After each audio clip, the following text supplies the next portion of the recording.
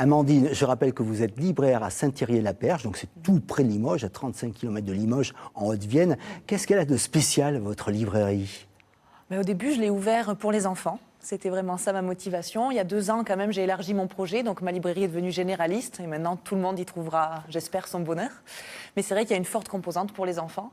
Avec, au niveau de mon choix, je privilégie des éditeurs peut-être plus confidentiels, qu'on ne trouve pas partout, avec une haute exigence de qualité. Voilà. Et ça marche. Et ça marche. Ça marche. On croise les doigts. Vous voulez en savoir plus, vous voulez avoir plein de conseils pour donner le goût de la lecture à vos enfants. Regardez ce sujet explicatif.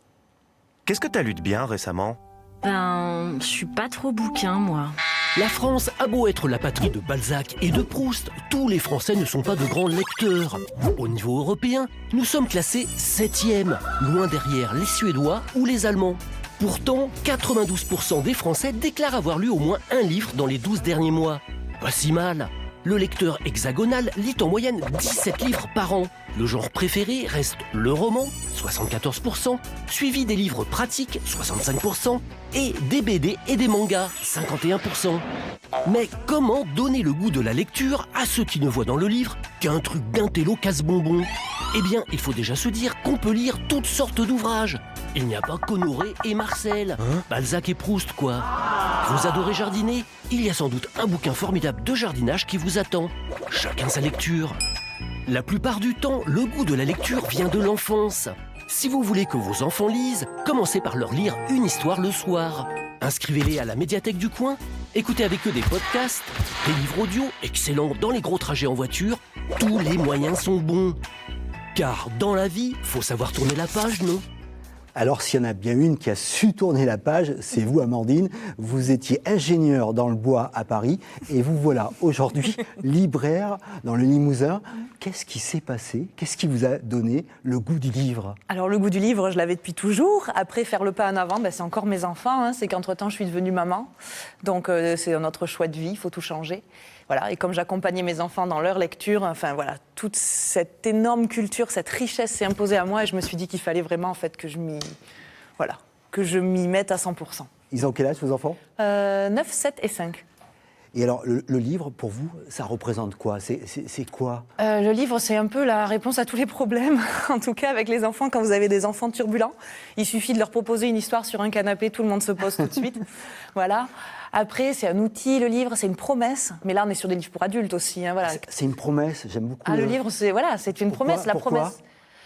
Pour des essais, des livres pratiques, c'est la promesse d'accéder à un savoir. C'est la promesse... on cherche tous des vérités aussi. On cherche tous quelque chose qui nous fasse du bien, voilà. Vous les trouvez, ces vérités, grâce au livre ? Ouh là là, il y en a tellement à lire. En tout cas, je trouve beaucoup de choses. Et souvent, on trouve ce qu'on n'est pas venu chercher. Et ça aussi, c'est un vrai plaisir. Comment vous aimez lire ? De quelle façon ? Alors, est-ce que c'est le livre au sens traditionnel ? Est-ce que ça peut être aussi la tablette ? Non, alors moi, je suis férocement anti-numérique. Voilà, moi, je ne suis que pour le livre papier. Je pense que le livre papier... je ne me fais aucun souci, d'ailleurs, pour le livre en soi. Le livre papier durera. Parce que... il n'y a rien comme sentir les pages d'un livre manipulé, traité, etc. Je pense le toucher, déjà ? Le toucher, tout, voilà. Le déplier. Alors celui-ci, par exemple. Alors celui-ci, c'était juste pour vraiment vous faire montrer ce qu'une tablette ne pourra jamais faire, Il n'est pas arrivé sur ce plateau par hasard. Et voilà. Là, c'est un très bel objet. Ça vient d'une petite maison d'édition, La Poule qui pond, dans le Puy-de-Dôme. Comment ça s'appelle ? La Poule qui pond. C'est joli aussi, décidément. Beau, hein, voilà. Les oiseaux livres. Voilà, mais il y a beaucoup de poésie dans le monde du livre. C'est un livre accordéon ? Voilà, un livre accordéon. Alors voilà, il n'y a pas de texte, il n'y a pas de grande lecture, c'est pas ça, mais c'est vraiment aussi, je pense que pour transmettre le goût du livre aux enfants, il faut aimer l'objet. Il faut avoir des livres partout, il faut pouvoir les toucher, les manipuler et se laisser séduire en fait. Et voilà, celui-là pour parler de séduction, c'était pas mal. Alors, vous le savez, cette émission, c'est aussi la vôtre. On répond à toutes les questions que vous vous posez. On attend bien sûr vos témoignages et vos questions. Et parmi les questions qu'on a reçues, il y a celle de Sonia. On l'écoute et on lui répond juste après. Je suis auteure et depuis quelques années, je lis principalement au format numérique. D'abord, la liseuse, c'est pratique, ça me permet surtout de lire la nuit pendant que mon mari dort. En revanche, j'achète encore régulièrement des livres papier, soit pour ma collection personnelle si j'adore l'auteur, soit pour les offrir en cadeau. Mais les jeunes s'orientent de plus en plus vers les écrans. Est-ce que vous pensez que de leur offrir une liseuse pourrait leur donner le goût de la lecture. Alors Amandine, qu'est-ce que vous pouvez répondre à Sonia, sans vous fâcher? Non, sans me fâcher, il va falloir que je fasse preuve de beaucoup. Moi, je pense que je suis en train de lire justement un livre qui s'appelle La fabrique du crétin digital et je ne peux pas aborder cette séance sans faire le lien. C'est le travail d'un directeur de recherche au CNRS qui montre toute la nocivité des écrans par leur contenu, mais aussi l'écran en soi. Et remettre un enfant sur une liseuse, pour moi, c'est vraiment dommage, en fait. Encore une fois, quand on voit tout ce qu'un livre peut apporter, ne serait-ce que dans l'objet livre. Donc moi, je ne mettrai pas un enfant sur une liseuse. J'irai chercher en librairie et en médiathèque des livres formidables qui vont forcément séduire l'enfant. Alors, vous allez nous en parler tout à l'heure. de tous ces livres. C'est quoi votre secret à vous? Comment vous transmettez le goût de la lecture, le plaisir à vos enfants et aux enfants en général quand ils viennent dans votre librairie? Je pense que de toute façon, il faut avoir le cœur à partager une lecture. Un moment de lecture, Ça se partage d'abord. Ça se partage. C'est un peu comme le titre de votre émission, Ensemble, c'est mieux. Voilà, ensemble, c'est mieux d'ouvrir un livre et de le partager. Et voilà, un livre sans médiation, ça ne peut pas marcher. On ne peut pas acheter des livres et attendre qu'un enfant les ouvre. Ça, j'y crois pas, s'il n'y a pas déjà une culture. Donc, il faut vraiment que le parent accompagne. Il faut prendre le temps le soir de lire une histoire, tout à fait. J'aime beaucoup votre devise aussi. Ah, mais ça, c'est ma devise personnelle. Alors, l'histoire. C'est le soir, une histoire, le matin, un câlin. Mais ça, c'est la le vie. soir, une histoire, le matin, un câlin. Ça, c'est votre devise. Mais le plaisir de lire, il n'est pas forcément toujours contagieux. Il ne se transmet pas toujours. Oui, c'est sûr. Après, je pense Alors, vraiment... comment on fait dans ces cas-là? C'est bien là le souci. Alors, on va reparler des livres qu'on peut proposer, mais après, je pense vraiment que les écrans prennent trop de temps sur les enfants et sur notre temps libre. Donc, si on commençait déjà par éteindre tout ça, les enfants viendraient plus spontanément vers du livre. Puis commencer peut-être très jeune, en fait, leur mettre des livres. Quand les enfants sont baignés déjà dans un environnement. Tout à fait. Je pense que c'est important, oui. Ouais. Mais c'est vrai qu'après, il faut trouver le juste milieu. Il ne faut pas écœurer non plus l'enfant. Alors moi, j'ai jamais vu un enfant qui me dise « arrête de me lire une histoire ». Moi, ils demandent, ils surenchérissent, ils veulent 3 fois la même, ils en veulent... Enfin, c'est fou. Personne m'a encore dit on l'a écœuré de lui lire des histoires. Alors, on a un jeune lecteur, on a reçu le témoignage d'un jeune lecteur. Il s'appelle Samuel et il est déjà papivore. Regardez. Bonjour, je m'appelle Samuel, j'ai 10 ans et j'aime beaucoup lire. Je lis plusieurs types de livres tels que des mangas, des romans, des bandes dessinées ou des livres d'histoire.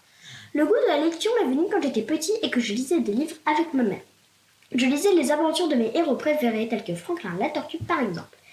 J'ai appris à lire très tôt, ce qui faisait que je savais déjà me débrouiller tout seul. J'ai donc appris à lire à 4 ans, ce qui fait aussi que j'ai un très bon niveau en orthographe. Moi, lire, ça me permet de m'évader et de développer mon imagination. J'aime aussi beaucoup aller à la médiathèque avec ma mère et mon frère. C'est un temps que j'utilise pour soit emprunter des livres, soit passer du temps avec eux. Merci beaucoup, Samuel. Il est trop chou. Un petit mot sur Samuel, peut-être? Oui, il n'a pas besoin de nous, en fait. C'est bon. Effectivement, il est dans les livres. On attend en tout cas vos conseils de lecture. Alors, on va commencer. Vous nous avez amené plein de livres. On commence par les plus petits, les tout petits. On a essayé de en faire dessous de un 3 ans. barrage, voilà. Donc ça, c'est du premier livre à partir de 6 mois que l'enfant commence à manipuler. Donc c'est un Leporello, un livre accordéon. Voilà, pareil, donc aussi. là, pareil, l'enfant va aussi expérimenter son corps. On met ça à 4 pattes, on tourne autour, on tire, voilà. Les illustrations vintage, j'aime beaucoup. Et c'est encore une petite maison d'édition, Marcel et Joachim, que je suis très heureuse de présenter aussi. Donc ça, c'est voilà, l'objet, les illustrations, les couleurs. C'est un succès assuré. Alors ça, c'est pour les tout petits. Pour les 3-5 ans? 3-5 ans, alors j'ai fait du pop-up, je vous propose des livres pop-up. Donc ce sont ces livres qui s'ouvrent en 3D. Voilà.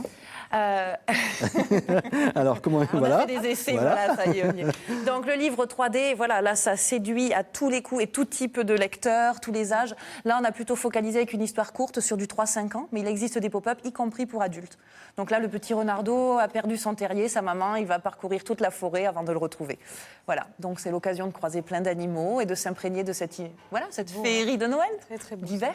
Qu'est-ce qu'on peut lire entre 6 ans et 7 ans? Alors là, on partira sur des histoires un peu plus denses, hein, bien sûr. J'ai choisi de vous présenter la série des Trop Super. Donc ça, c'est un premier pas vers la BD. Vous voyez, 3 cases, à peu près 4 cases maxi par double page. Ce sont des super-héros enfantins qui vont résoudre des problèmes du quotidien.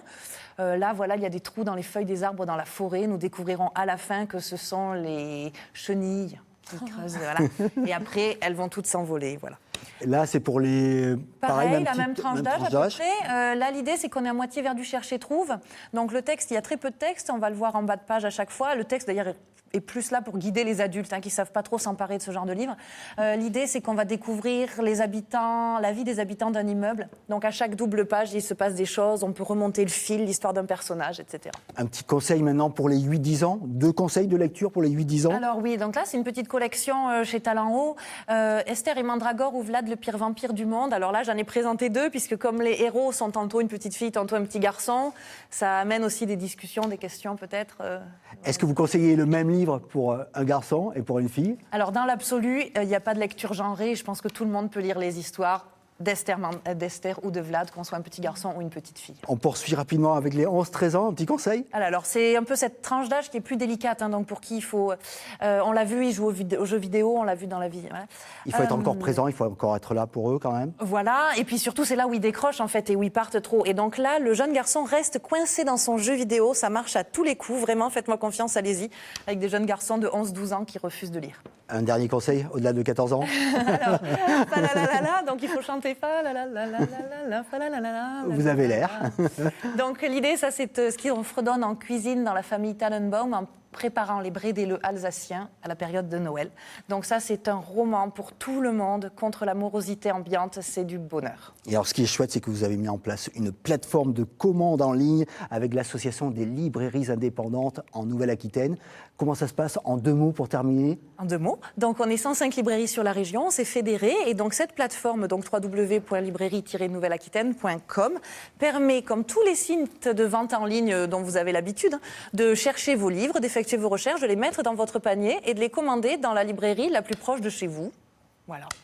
Avec, on le sait, on le rappelle, que le prix du livre est unique. Et donc que vous l'achetiez en librairie indépendante ou chez des gros mastodontes de la vente en ligne, ça sera le même prix. Et alors vous, comment vous donnez le goût de la lecture à vos enfants? Vous nous appelez 0805 383 383. On attend toutes vos questions et vos témoignages. Merci 1000 fois, Amandine, pour nous avoir donné le goût des mots et le goût des livres.